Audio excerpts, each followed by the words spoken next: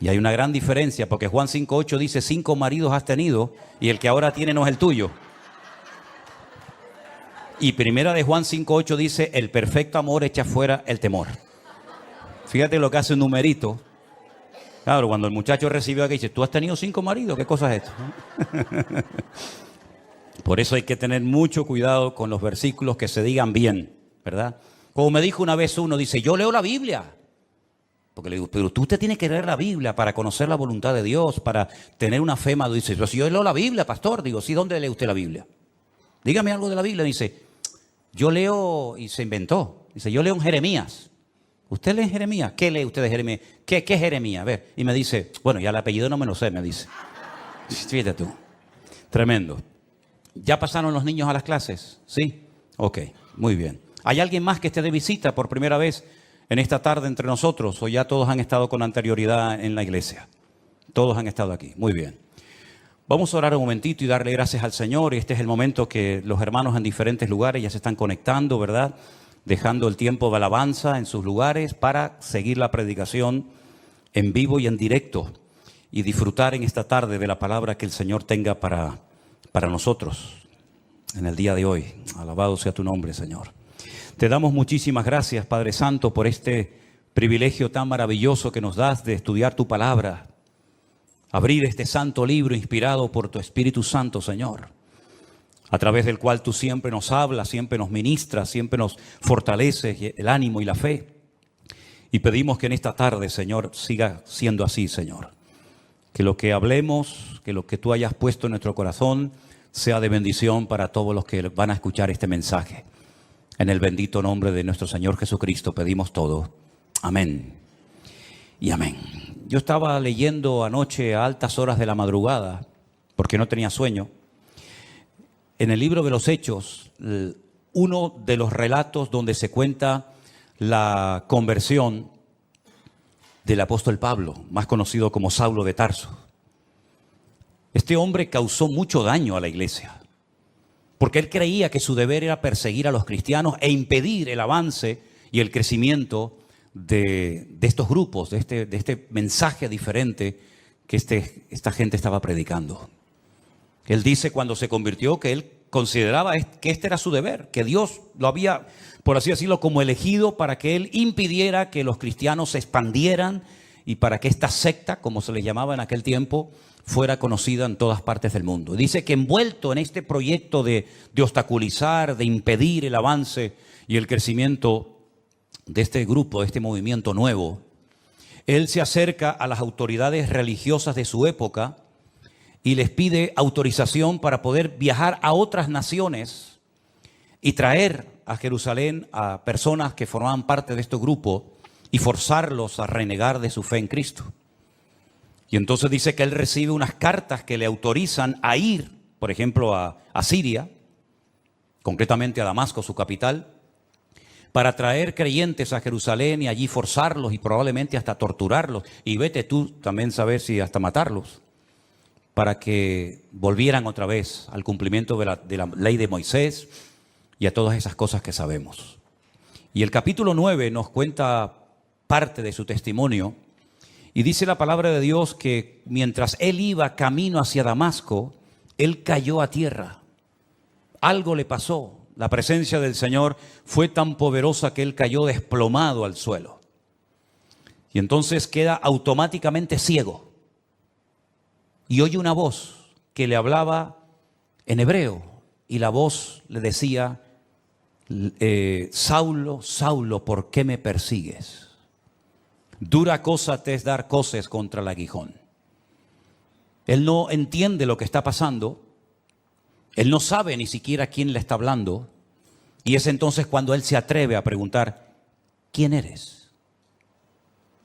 Y la voz le dice, yo soy Jesús, a quien tú persigues. Se queda realmente sorprendido, pierde la capacidad de poder moverse libremente porque ha quedado ciego y dice que está 3 días sin comer ni beber absolutamente nada. Y allí está esperando a ver qué va a pasar con su vida. Había en esa ciudad un discípulo llamado Ananías, que no lo vayan a confundir con el Ananías que cae muerto en la iglesia primitiva, que era el marido de Zafira, ¿se acuerdan?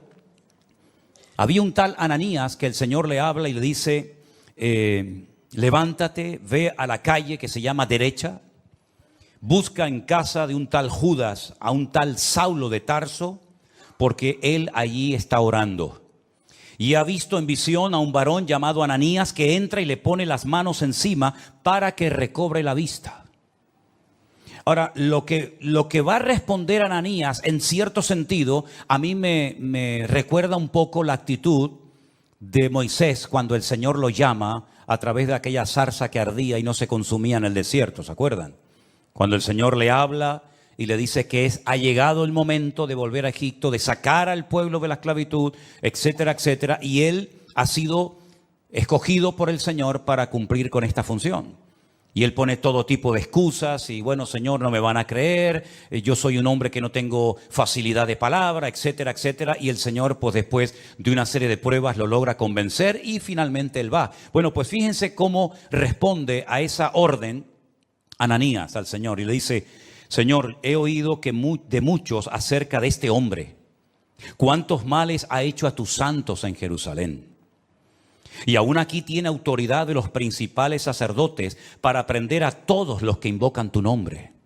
Como dicen, Señor, yo sé que tú eres perfecto y tú no te equivocas, pero tú me estás mandando a que vaya a orar y le ponga mis manos encima a un hombre que es un peligro. Un hombre que tiene poder incluso en esta ciudad para llevarnos presos y matarnos si quiere en Jerusalén. Por lo tanto, no sé, no lo dijo, pero probablemente le pasó por la mente. Es decir, si hay otro por ahí que tú pudieras mandar, yo te lo agradecería, ¿no? Pero el Señor le dice, ve, porque instrumento escogido me es este, para llevar mi nombre en presencia de los gentiles, de los reyes y de los hijos de Israel. Porque yo le mostraré cuánto le es necesario padecer por mi nombre. Yo no sé si esto se lo dijo Ananías a Pablo, pero lo que está bien claro que si leemos el resto del capítulo 9 y toda la historia que nos cuenta la Biblia sobre Pablo, su vida no fue nada fácil. Porque prácticamente desde los primeros días de su conversión ya querían matarlo. Dice en el versículo 17, entonces Ananías entró en la casa, poniendo sobre él las manos, le dijo, hermano Saulo. Fíjate qué bonito, ¿no? Ya no es ese perseguidor, ya no es ese hombre peligroso, sino ahora es mi hermano Saulo. El Señor Jesús que se te apareció en el camino por donde venías, me ha enviado para que recibas la vista y seas lleno del Espíritu Santo.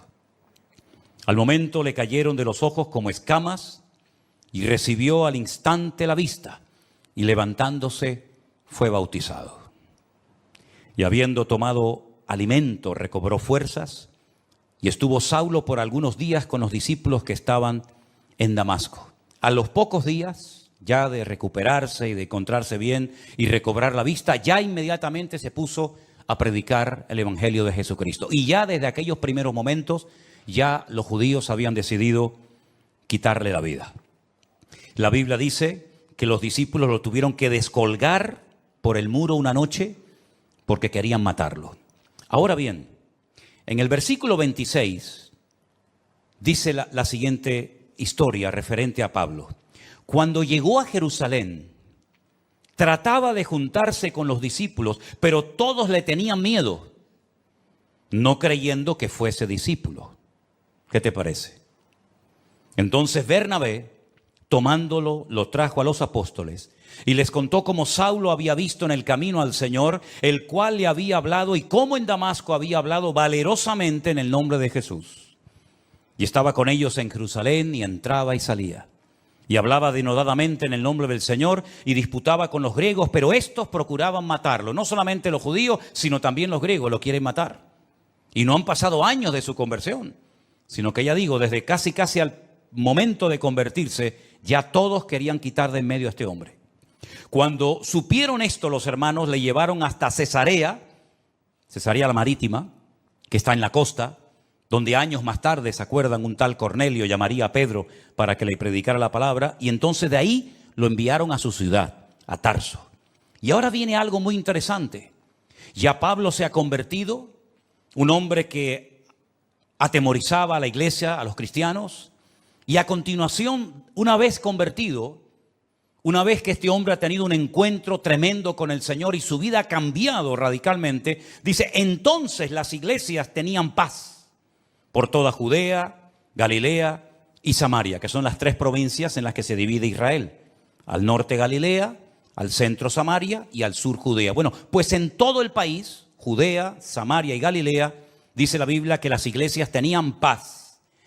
Y dice además que eran edificadas, andando en el temor del Señor, y se acrecentaban fortalecidas por el Espíritu Santo. Si guarda relación la paz de las iglesias con la conversión de Pablo, ustedes pueden opinar lo que quieran, pero yo sinceramente creo que se notó que Pablo se había convertido. Porque la paz, una cosa es la paz que tenemos dentro por nuestra relación con el Señor, y otra cosa es que en las iglesias se pudiera cantar y se pudiera predicar la palabra y se pudieran reunir los cristianos libremente a raíz, yo estoy convencido, de la conversión del apóstol Pablo o de Saulo de Tarso. Ahora bien, no hay nada más hermoso que una iglesia que está en paz. Esto no significa de que no vamos a ser perseguidos o no vamos a tener problemas, opresiones o dificultades. Pero cuando una iglesia internamente entre sus miembros hay paz, yo creo que es una de las bendiciones más grandes que una iglesia puede tener. Así como un hogar que está en paz es una bendición. Un hogar en guerra, un hogar en crisis, donde hay gritos, peleas, insultos, etcétera, tiene que ser terrible. Pero cuando hay paz en el hogar, qué bendición. Amén, hermanos. Cuando los hijos están cómodos y a gustos con sus padres, cuando los padres están cómodos con sus hijos, cuando hay paz, cuando reina la paz del Señor en el hogar, es una bendición. Exactamente igual es en la iglesia. El tema de la paz es algo tan importante que la Biblia dice que hay que buscar la paz. Y una vez que la encuentras, síguela y no la pierdas. Y dice más, en cuanto dependa de vosotros, estad en paz con todos.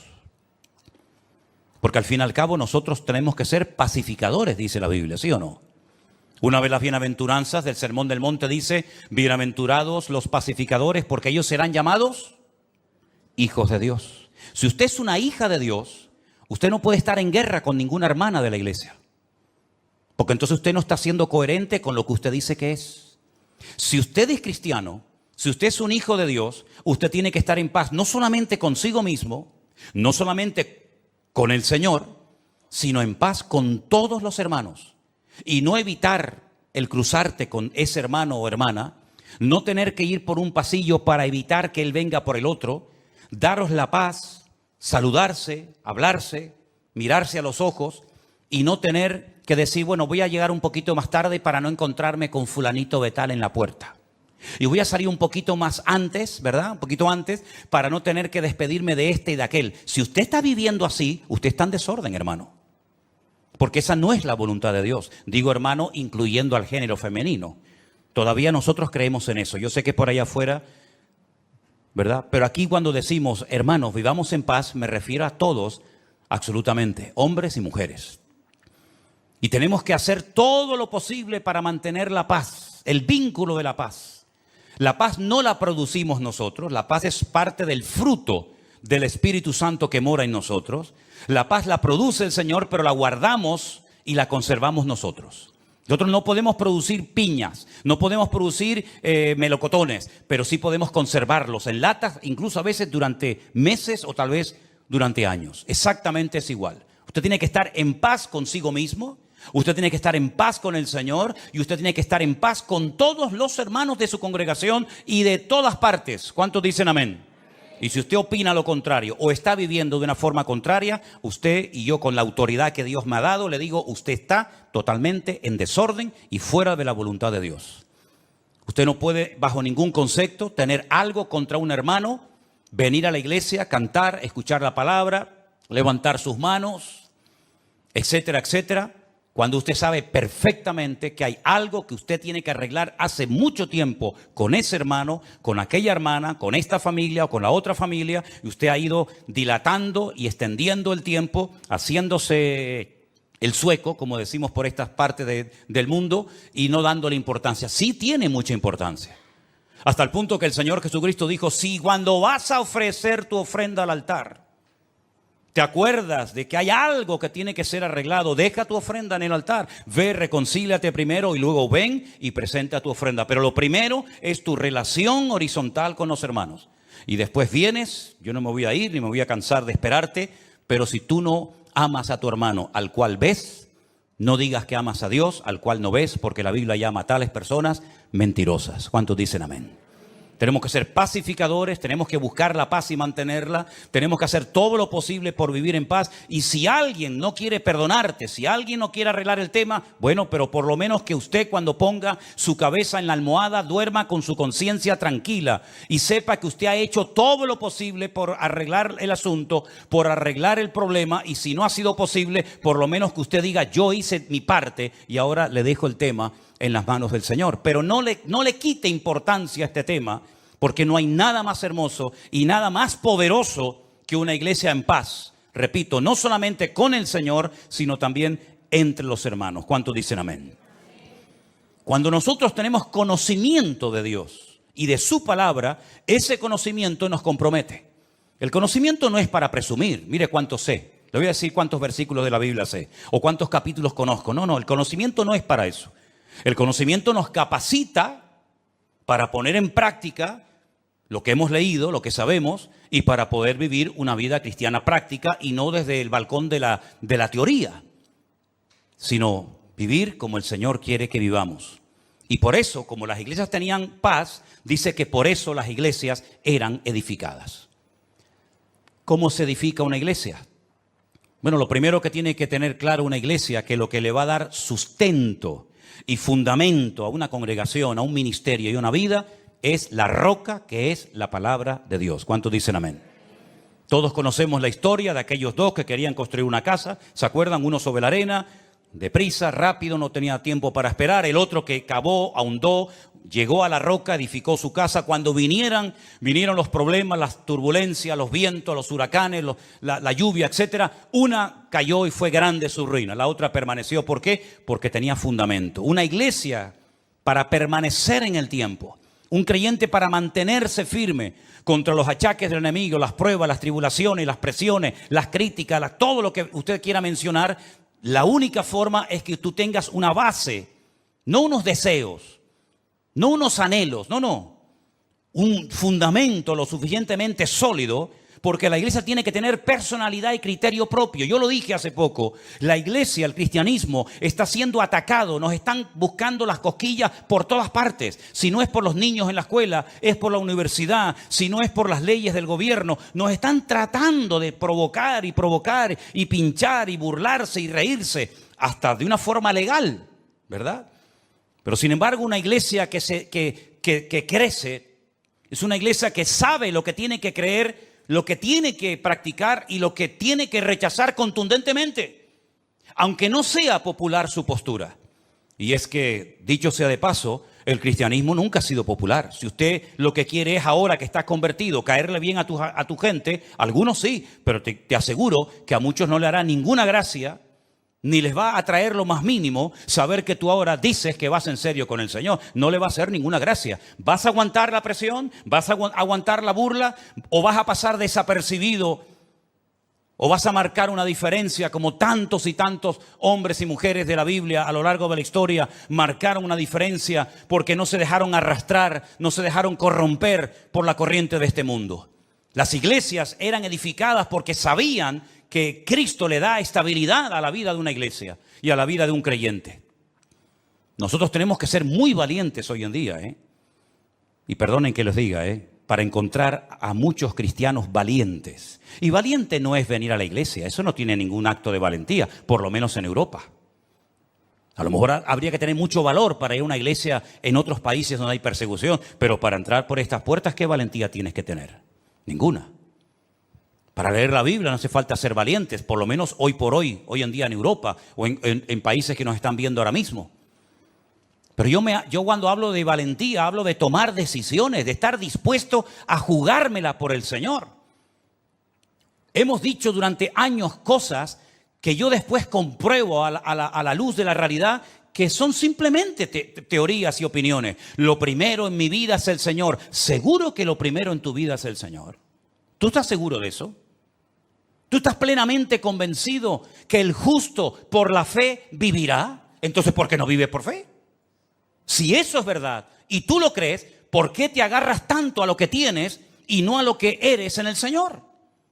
Porque hay incluso personas que no tienen tantas responsabilidades en la vida que atender y que les cuesta tanto dar pasos de fe, pero sin embargo después predican y hablan de la fe, pero a la hora de la verdad no dan los pasos correspondientes. Las iglesias del Nuevo Testamento eran iglesias valientes, no solamente porque se jugaban la vida, muchos de ellos, sino porque el cristianismo llegará un momento en el que vas a ser confrontado con tu fe. Y en ese momento tú tendrás que demostrar si verdaderamente tú estás bien parado en Cristo o no. Las iglesias tenían paz, por lo tanto eran edificadas, pero dice además que andaban en el temor de Dios. Bueno, ya todos sabemos a estas alturas, creo yo, la diferencia entre miedo y el temor a Dios. Nosotros no tenemos miedo a nadie ni a nada, pero sí tenemos que tener temor, es decir, respeto a Dios. Tal vez uno de los versículos más conocidos que menciona este tema es el de Proverbios, cuando dice que el principio de la sabiduría es el temor de Dios. Pero es que a mí me gusta otro que también habla del temor de Dios, que también está en Proverbios, que dice que el principio de la sabiduría es aborrecer el mal. Y dice la Biblia que las iglesias de Judea, de Galilea y de Samaria andaban en el temor de Dios. Es decir, eran iglesias que andaban en orden. Eran iglesias que andaban alineadas con Dios y con su palabra. Eran iglesias que no vivían en la carne. Eran iglesias que andaban en santidad, comprometidos, sabiendo que ellos eran, como dijo el Señor, la sal de la tierra y la luz del mundo. No siempre fue así. Después hubieron tremendas persecuciones, muchos hermanos perdieron la vida, unos fueron quemados, torturados, crucificados, etcétera, etcétera. Pero por lo menos durante un tiempo, el libro de los Hechos destaca que hubo un tiempo que había paz en las iglesias. Las iglesias eran edificadas en la palabra, en el amor unos con otros, porque andaban en el temor de Dios. Y parece como que una cosa nos lleva a otra. Cuando hay paz, nos podemos edificar mutuamente unos a los otros. Y cuando nos edificamos es porque entendemos que el temor de Dios implica compromiso el uno con el otro. El venir a la iglesia no es, hola, hola, buenas tardes, Dios te bendiga. No es venir de excursión a la iglesia. Yo noto que hay algunos que vienen de excursión a la iglesia. Y noto que hay algunos que vienen obligados a la iglesia. Y eso funciona un tiempo. Pero llegará un momento que no te va a funcionar ese sistema. Llegará un momento que el niño o la niña te dirán, no voy a la iglesia. Y ya no sirve. Te quito el teléfono, no sales con tus amigas, no te va a funcionar ese sistema. Porque perdiste la guerra hace muchos años y la quieres ganar ahora. Y yo dije hace unas cuantas semanas atrás que hay batallas que las tienes que ganar hace años. Tuviste que haberlas ganado hace años. Como David aprendió a ganar muchas batallas en su vida privada, para después, cuando llegó el momento de su vida pública, derrotar a aquella mole de hombre llamado el gigante Goliat. Pero no era la primera vez que se enfrentaba a un obstáculo tremendo. Ya él después contó lo que hacía en su vida privada, que por cierto nadie lo sabía, pero él y Dios sí lo sabían. Por lo tanto, hay batallas que si tú has ido perdiendo en tu intimidad, después no vengas aquí dándotelas de valiente, de que ahora todo se va a solucionar porque has perdido la guerra hace muchos años. Por eso cada día, dice Pablo, empezamos de cero. Y corro para ver si logro asir aquello para lo cual un día el Señor me agarró a mí. Porque todavía queda mucho camino por recorrer y mucho terreno por conquistar para el Señor. A veces decimos, he escuchado a hombres que dicen, la Biblia dice que la mujer tiene que someterse al hombre. Ya perdiste la guerra. Si vas así, ya perdiste la guerra, no hoy, hace años la perdiste. La Biblia dice, los hijos tienen que honrar a sus padres. Y si subes el volumen para darle como más fuerza a tu argumento, hace años que perdiste la guerra. Ya ni usando el versículo te funciona. Porque no es por presión, es por convicción. ¿Tú te has asegurado de que tus hijos han nacido de nuevo? Porque si no han nacido de nuevo, ¿cómo lo vas a obligar a venir a un sitio donde Cristo y su palabra es la prioridad? Si tú has perdido la guerra en tu familia y en tu vida privada, en tu vida pública, tarde o temprano, saldrá a la luz tus derrotas personales. Por eso, queridos hermanos, si no somos capaces de andar en el temor de Dios, ¿qué es el temor a Dios? Pongamos ejemplos prácticos. El temor a Dios es tener respeto a las cosas de Dios. El saber que aunque nadie me está mirando, aunque nadie me está observando, eso que estoy haciendo en ese momento, eso que estoy mirando en ese momento, no es la voluntad de Dios. Y no necesito a alguien que me fiscalice, no necesito a alguien que me haga sombra o me ponga encima su mirada para decir, ay, perdón. Porque yo sé que los ojos del Señor me están observando 24 horas al día.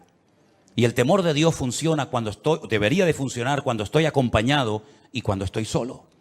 Y ese era uno de los secretos del crecimiento numérico y cualitativo de la iglesia en aquellos tiempos. Que andaban en el temor de Dios, sabían que hay cosas que no le agradan al Señor. Y déjeme que les diga algo. En aquellos tiempos, por lo menos en este momento, no todo el mundo tenía como tú y como yo una Biblia en la mano. Porque eso de tener una Biblia en la mano completa, desde lo que Dios le decía a Moisés, lo que Dios le revelaba a David en aquellos hermosos salmos, lo que el Señor le reveló a Juan en la isla de Patmos en cuanto al futuro, lo que Pablo daba como instrucciones a las iglesias de Corinto, de Éfeso, de Colosa, de Filipo, etcétera.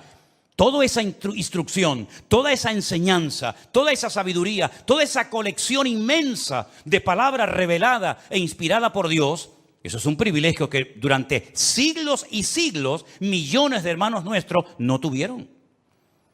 Es muy fácil cuando tú oras al Señor decir, bueno, creo que esta porción de Corintios o de Romanos o de Filipenses o este salmo o esta palabra de Isaías o de Jeremías o este ejemplo de Daniel o de José me pueden venir bien. Sí, claro, pero porque tú tienes toda la Biblia. Pero te repito, durante siglos y siglos hubieron millones de hermanos nuestros que nunca tuvieron el privilegio de tener una Biblia en sus manos. Y eso es algo que tenemos que valorar. Hay cosas que tenemos que valorar en nuestra vida para que nuestra vida realmente sea una vida fructífera y bendecida por el Señor. Y una de ellas es tener toda la palabra de Dios en mi mano, a la cual puedo recurrir y estudiar y escudriñar en cualquier momento. ¿Cuántos dicen amén? Otra cosa muy importante que tenemos que valorar es la iglesia que tenemos. ¿Saben cuántos hermanos les gustaría tener un lugar donde poder congregarse y no lo tienen? Bien porque a lo mejor no hay una iglesia cerca de su casa, bien porque las que hay son un desastre y enseñan cosas que no son bíblicas, por el motivo que sea. Pero ¿sabes el privilegio de poder tener un lugar donde tú puedes encontrarte con otros hermanos cuantas veces tú quieras? ¿Saben el privilegio que tienen, por ejemplo, nuestros hermanos allí en San Francisco, con lo que estuve la semana pasada, de tener una iglesia? Amen su congregación, amen las personas que están trabajando allí, dando su tiempo y su vida. Hay algunos que tienen la sensación de que siempre lo que no tenemos es lo mejor y no lo que tenemos. Siempre la mejor iglesia es la que no tengo. El mejor pastor es el que no tengo. Los mejores líderes son los que no tengo. ¿Cuándo llegará el día en que muchos cristianos inmaduros y carnales se den cuenta que lo mejor no es lo que me falta, lo mejor es lo que ya tengo, que me dio el Señor hace mucho tiempo? ¿Cuántos dicen amén? Dele gracias a Dios por sus hermanos. Dele gracias a Dios por la Biblia, dele gracias a Dios por sus obreros, por sus pastores, dele gracias al Señor por su iglesia. No esté siempre con un ojo por arriba y con un ojo por otro lado. Valore lo que tiene. Porque yo he llegado a la conclusión de que hay algunas personas que dicen que se fueron de algunas iglesias, pero después viendo cómo andan hoy en día, pues a lo mejor empiezo a dudar de que no salieron de su iglesia porque a lo mejor en su iglesia se hacía todo mal, sino porque a lo mejor ellos eran los que estaban mal y no querían someterse ni obedecer la palabra de Dios. Qué maravilla ver este versículo, hermanos. Y al final la conclusión es que eran fortalecidas por el Espíritu Santo. Tenían paz, eran edificadas, andaban en el temor de Dios, se acrecentaban, es decir, crecían, se multiplicaban, fortalecidas por el Espíritu Santo. Este es el diseño bíblico perfecto para una iglesia local o en cualquier parte del mundo donde se encuentre. No hay nada más que esto, hermanos. Y cuando dice que eran fortalecidas en el Espíritu Santo, nosotros tenemos que saber a estas alturas que el Consolador o el Espíritu Santo fue enviado por el Señor a la vida del creyente, a la vida de las iglesias para fortalecerlas. Miren, algunas cosas que dijo el Señor en los días previos a su despedida, cuando observó a sus discípulos un tanto tristes. Les dijo, no os dejaré huérfanos, tranquilos, no se pongan nerviosos, no estén así preocupados. Yo me voy, pero yo le rogaré al Padre para que os envíe al Consolador, al Espíritu Santo, el cual estará con vosotros para siempre. Jesús no estuvo siempre con sus discípulos, estuvo un tiempo, estuvo unos años y después volvió a la gloria, pero dice, no os dejaré huérfanos. Cuando el Espíritu Santo venga, que ya vino, Él tomará de lo mío y os lo hará saber. Él os recordará todo lo que yo os he enseñado. Él me glorificará a mí. Y Él os guiará a toda la verdad. ¿Cuántos dicen amén? Por eso el apóstol Pablo escribía aquellas cartas y en una de ellas decía, hermanos, por favor, no quiero que ignoréis que vuestro cuerpo ahora es el templo del Espíritu Santo de Dios, el cual mora en vosotros. Mira, ni Moisés, ni Jeremías, ni Isaías, ni David, ni ningún personaje del Antiguo Testamento podía decir, en mi cuerpo mora 24 horas al día el Espíritu Santo de Dios. Ninguno de ellos lo pudo decir, porque no era el momento. Pero ahora, en estos tiempos, desde que nació la iglesia en el día de Pentecostés hasta el día de hoy, nosotros podemos asegurar con la Biblia en la mano de que nosotros somos portadores, templo del Espíritu Santo de Dios, el cual mora en nosotros. Ya no tenemos que ir a un templo en particular para ver y observar y experimentar la presencia del Señor, sino que Dios mora en mí, Dios vive dentro de mí. Y si el Espíritu de Dios mora en nosotros, Él dará testimonio a nuestro espíritu de que estamos o no en la verdad. Si el Espíritu de Dios mora en nosotros, comenzará a cambiar nuestra forma de pensar. Porque dice que los que son de la carne piensan en las cosas de la carne. Faltaría más. ¿En qué van a pensar? Pero dice, pero los que son del Espíritu piensan en las cosas del Espíritu. Te cambia la forma de hablar, te cambia la forma de pensar, te cambia la forma de vivir. Y por eso tenemos un capítulo entero que sería buenísimo que se lo aprendieran de memoria. No digo léanlo, no, eso ya era hace años. Eso ya era hace años. Pastor nos dijo que no, ahora te digo que te lo aprendas de memoria. Tenemos que ir avanzando, ¿no? Si no, siempre estamos igual, como los niños pequeñitos. Léanse el capítulo 8. ¿Cuántos leyeron el capítulo 8 de Romanos? Eso ya pasó a la historia. Ahora usted tiene toda una semana para aprenderse un capítulo entero de la Biblia. Y lo puede hacer perfectamente, ¿eh? Porque yo cuando veo a gente que está estudiando medicina y se tienen que aprender miles de términos y miles de medicamentos y lo hacen, ¿cómo no nos vamos a aprender nosotros? Además, cuando contamos con la ayuda del Espíritu Santo de Dios, ¿sí o no? Pues entonces aprenderse esta semana de memoria Romanos capítulo 8. ¿O no se aprendieron ustedes Salmo 91 durante el tiempo de la pandemia? Pues ahora Romanos 8. Y Romanos 8 nos dice cómo vivir en el Espíritu. Si usted ve que su vida no va bien, si usted ve que algo siempre hay, es porque a lo mejor no está poniendo en práctica lo que dice Romanos 8. Porque Romanos 8 es la enseñanza, es el diseño divino para la vida de una iglesia hoy en día. Vivir en el Espíritu de Dios. Y entonces te vas a dar cuenta de que hay tentaciones que ya no te vienen, cuando antes te venían todos los días. Pero porque has ido matando el deseo de la carne, lo has ido matando de hambre. Y has comenzado a alimentar la nueva criatura, la nueva obra que el Señor ha hecho en ti. Y te vas a dar cuenta de que ahora tus deseos han cambiado. Antes lo que te dominaba ya te da, perdonen, hasta asco. ¿No les ha pasado a ustedes eso alguna vez? Yo he conocido fumadores, yo nunca fui un fumador. Yo me habré fumado 2 cigarrillos en toda mi vida, o 3 o 4, yo qué sé. Pero hay gente que fue fumadora, pero fumadora de estos de verdad.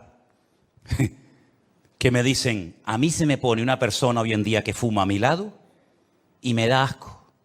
Y tú, a ti te da asco. Pero si tú antes te daba, ya. O digo fumar, perdonen, parece como que siempre el pecado más grande es el de fumar. Bueno, digo criticar, o digo beber, o digo cualquier otro. Cuando tú verdaderamente estás empapado y enamorado del Señor y tienes tus ideas claras y estás alineado y centrado en el Señor y andas no por impulsos, por emociones, por sentimientos, sino anda fortalecido en el Espíritu y por el temor de Dios, te vas a dar cuenta de que tus gustos han cambiado.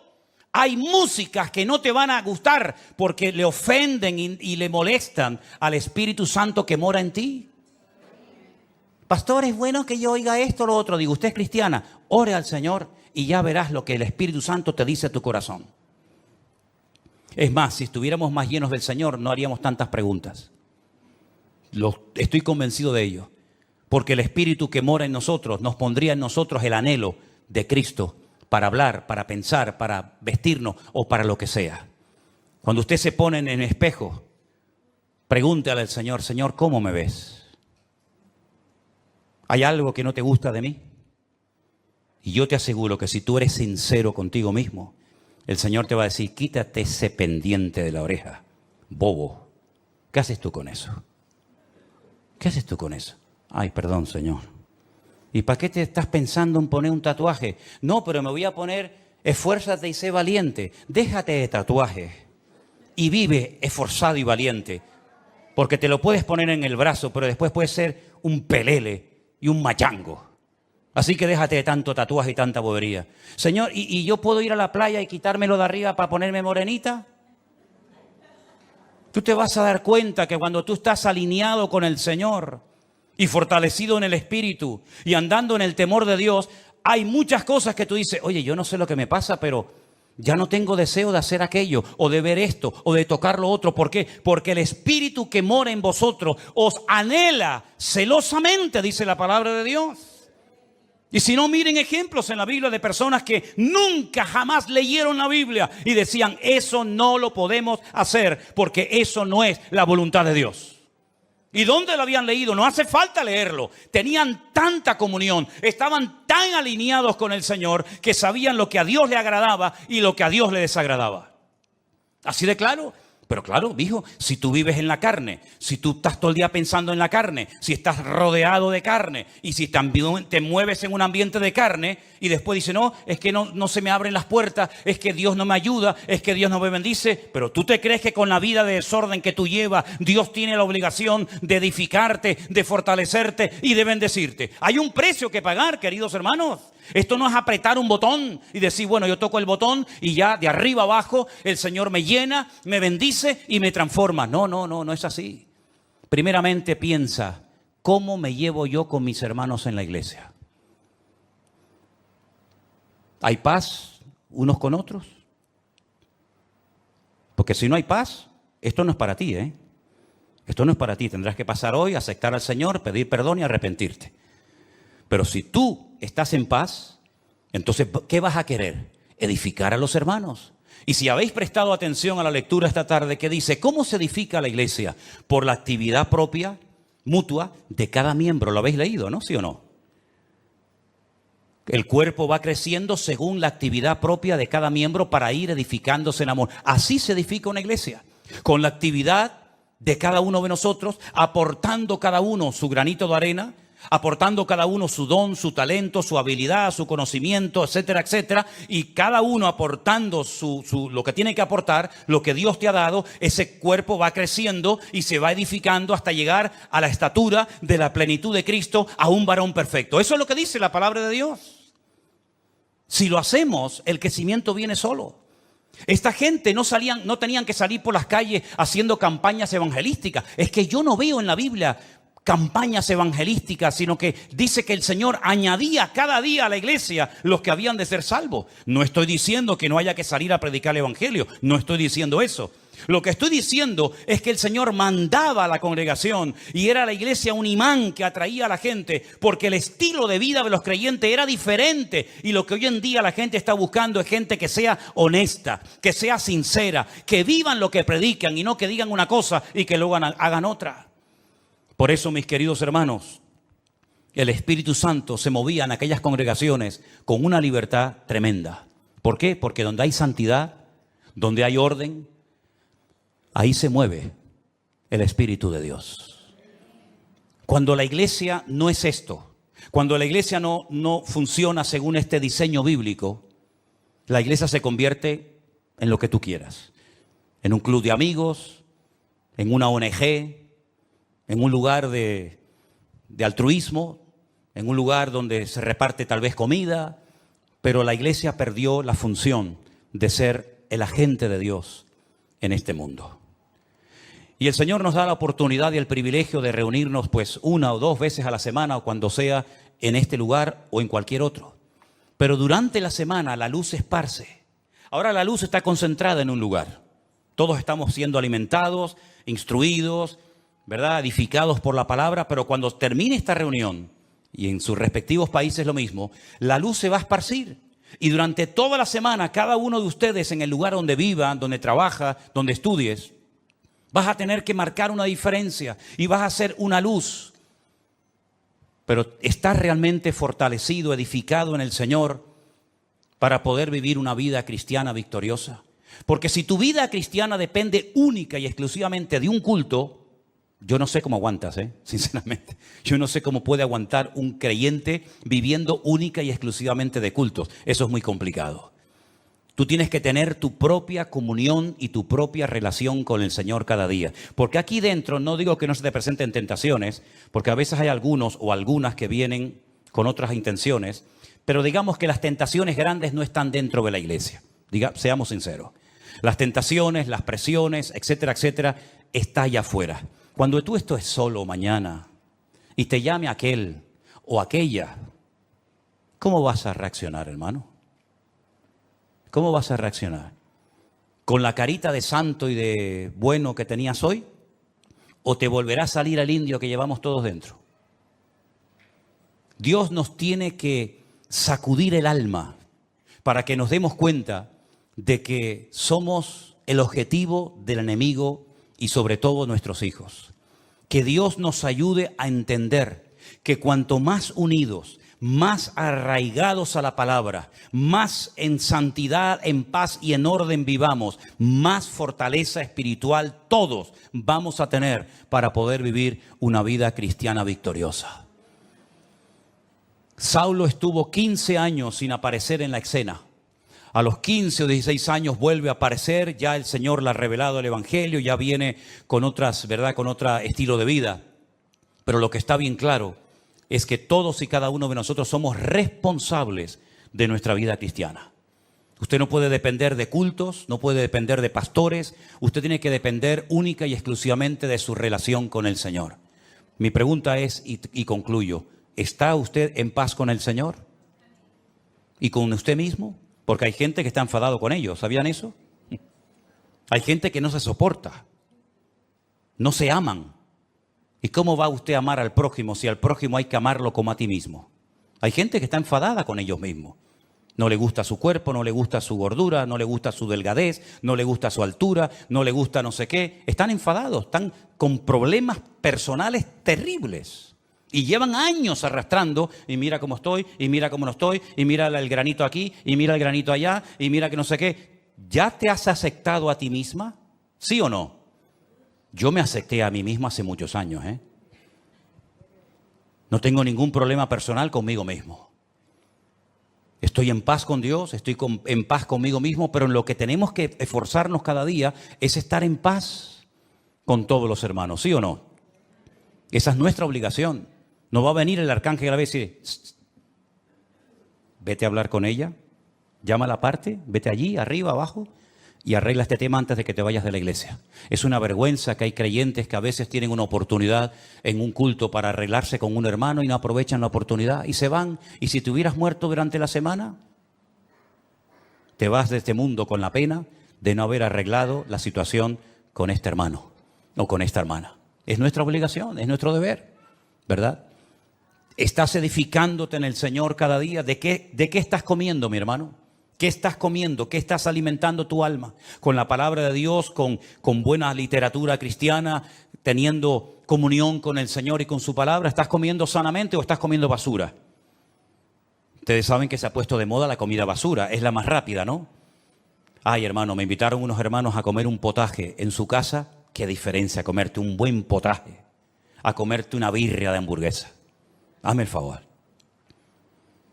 ¿Estás comiendo bien espiritualmente hablando? ¿Estás comiendo bien? Es tu obligación, no la mía, es la tuya. ¿Estás fortaleciéndote en el Señor? ¿Estás andando en el temor de Dios? ¿Estás huyendo de ciertos y determinados ambientes y lugares y personas que te pueden contagiar y te pueden perjudicar tu desarrollo y tu crecimiento espiritual? ¿Te das cuenta cómo hay muchas cosas que no dependen de un pastor o de una iglesia, sino son cosas que somos nosotros los responsables delante de Dios de tomar esas medidas preventivas para poder construir una vida cristiana victoriosa? Medita en todo esto que has escuchado esta tarde, hermano. Porque hay gente que a lo mejor no tienen paz en su corazón porque no están haciendo esto que hemos leído esta tarde. No se están edificando en el Señor, no tienen comunión con el Señor y por lo tanto no tienen paz. Pero la paz es posible, dice la Biblia. Tú guardarás en completa paz. ¿A quién? Aquel cuyo pensamiento en ti persevera. Cierra tus ojos en esta tarde y dile al Señor: Señor, escúchame bien lo que te voy a decir. Así como las iglesias de Galilea, de Judea, de Samaria tenían paz, yo quiero tener paz. Así como aquellas congregaciones de antaño eran edificadas en la fe y en la palabra, yo también lo quiero ser hoy en día, Señor. Yo quiero ser fortalecido en el Espíritu Santo de Dios cada día. Yo quiero amarte y quiero temerte, porque eso es lo que significa tener temor de Dios, respetar a Dios, tener respeto a Dios y no ser un descarado, un irreverente, un desobediente, sino ser una persona que tiene respeto de Dios, que no le echa siempre la culpa a alguien de tus problemas, porque esa es una actitud tremendamente infantil. Ay, si yo hubiera tenido un buen padre. Ya. ¿Y cuántos han tenido un buen padre y han salido totalmente descarriados? Así que no le eches la culpa al padre que no tuviste o a la madre que no tuviste o que tienes. No le eches la culpa al pastor, al diablo, al mundo, a la iglesia, a los jóvenes. No, ya está bien. Así actúan los niños pequeñitos. Siempre la culpa la tienen los demás.